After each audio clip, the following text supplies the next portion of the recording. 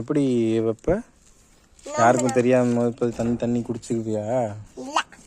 இப்போ வீட்டுக்கு போய் ஃபோன் எடுக்க போகும்போது தண்ணி குடிச்சியா? யாருக்காக நோன்பு இன்னைக்கு இருக்கணும்?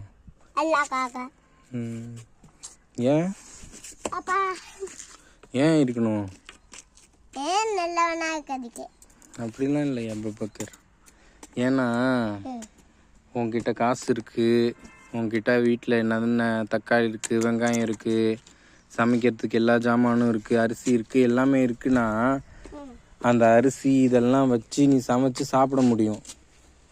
ஆனாலும் நீ பசியில் இருக்கன்னா உனக்கு 30 நாளில் என்ன தோணணும்னா இது மாதிரி தானே. காசு இல்லாதவங்க ரோட்லலாம் இருக்கவங்கள பார்த்துருக்கியா? ரோட்லலாம் பசியாக உட்காந்துருப்பாங்களே, காசு கேட்பாங்களே, காசு இருந்தா கொடுங்க அப்படின்னு.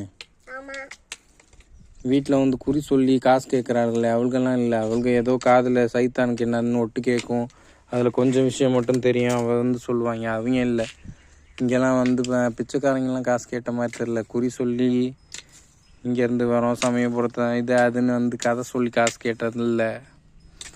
உன்கிட்ட உண்மையாக பசின்னு வந்து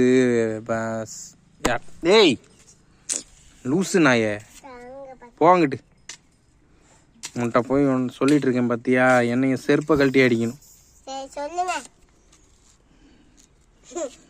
மதிப்பும் மயிரும் பேசுறதுக்கு சூத்த காட்டி நிற்கிற நீ. அவ்வளோதான் உனக்கும் கூட்டத்துக்கும் தெரிஞ்சது இல்லை.